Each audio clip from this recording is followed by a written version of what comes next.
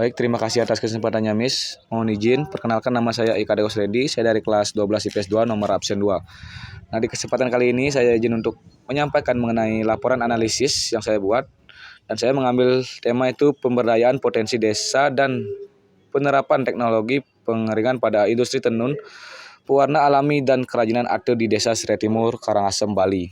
Selanjutnya itu ada latar belakang. Latar belakang itu ada beberapa. Yang pertama itu ada potensi industri kreatif yang berkembang dan perlu ditingkatkan di Desa Serai Timur adalah industri tenun dan industri kerajinan arte.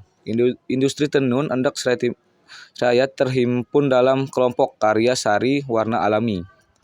Selanjutnya ada tenun Endek Serai Timur memiliki motif dan pewarnaan yang sangat khas. Pewarna menggunakan bahan alami dari tumbuh-tumbuhan. Selanjutnya ada kerajinan arte juga berkembang di Desa Serai Timur. Produk kerajinan arte yang dibuat antara lain kotak tisu, nampan, tempat buah, alas gelas hingga tempat banten seperti bokor dan kebun. Selanjutnya ada metode pengeringan. Bahan masih mengandalkan kondisi cuaca sehingga kualitas dan warna tekstur masih kurang baik. Hasil kerajinan ini pada umumnya dijual atau diserahkan kepada pengepul. Selanjutnya ada masyarakat hanya sebagai pekerja saja karena bahan baku dan pewarnaan hingga penjualan dilakukan oleh pengepul. KKN PPM di Desa Serai Timur adalah pemberdayaan masyarakat dalam menggali potensi yang dimiliki Desa Serai Timur.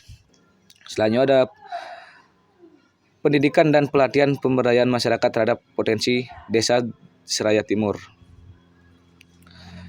Yang selanjutnya itu ada analisis komunitas. Yang pertama itu ada proses pembuatan tenun ikat di Desa Serai Timur dilakukan secara turun-temurun dan tradisional.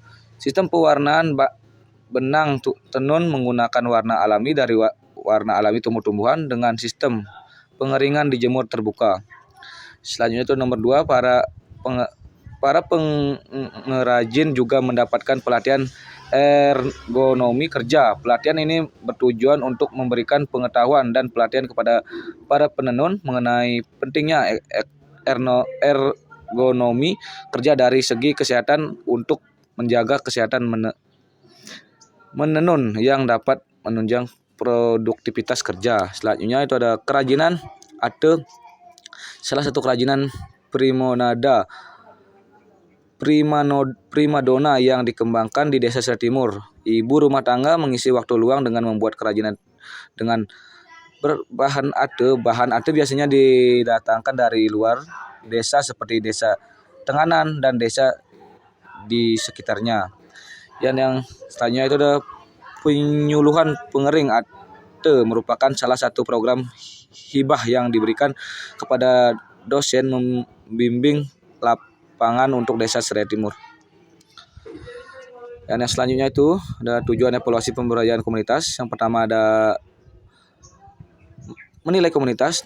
Menilai komunitas ini dengan dilakukan evaluasi pemberdayaan komunitas, kita bisa menilai keberlangsungan program yang telah dilaksanakan oleh pemerintah. Yang selanjutnya ada memperbaiki komunitas. Ketika komunitas sudah dievaluasi, kita mengetahui bagian yang perlu diperbaiki serta pertahankan sebagai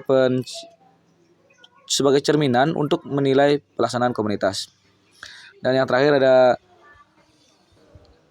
mengukur keaktifan, mengukur seberapa efektif dan seberapa efisien komunitas telah berjalan dan bagaimana dampak yang telah yang telah dirasakan. Yang selanjutnya itu ada prinsip evaluasi. Yang pertama itu ada partisipasi. Prinsip partisipasi penting untuk menstimulasi kemandirian masyarakat. Dengan menerapkan prinsip ini, program pemberdayaan komunitas harus bersifat partisipatif. Artinya, program pemberdayaan itu direncanakan, dilaksanakan, diawasi, dan dievaluasi oleh masyarakat sendiri. Yang selanjutnya itu ada akuntabilitas. Tujuan utama dari konsep akuntabilitas ini adalah untuk mengetahui pertanggungjawaban tim pelaksana pengelolaan alokasi dana desa atau yang disingkat menjadi ADD kepada masyarakat, di mana kepala desa sebagai penanggung jawab utama. Yang selanjutnya itu ada pihak yang terlibat. Yang pertama itu ada pemerintah. Peran pemerintah pusat dalam pemberdayaan masyarakat adalah sebagai fasilitator atau penerima fasilitator. Pemerintah dapat memberi arahan dan petunjuk dalam kegiatan pemberdayaan agar aktivitas ini dapat berjalan dengan baik. Selanjutnya itu ada masyarakat. Partisipasi aktif anggota masyarakat dalam pengambilan keputusan dan akses yang merata terhadap sumber daya dapat meningkatkan kesejahteraan ekonomi dan sosial komunitas secara keseluruhan. Yang selanjutnya itu lembaga pemberdayaan masyarakat.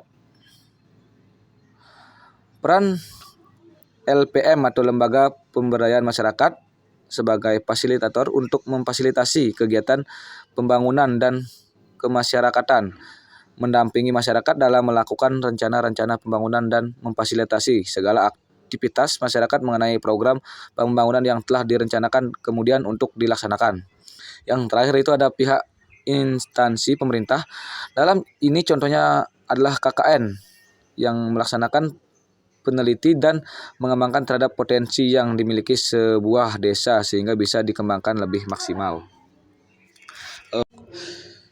Baik, mungkin sekian yang dapat saya sampaikan Miss mengenai materi analisis yang Miss berikan pada tugas praktek ujian praktek sosiologi.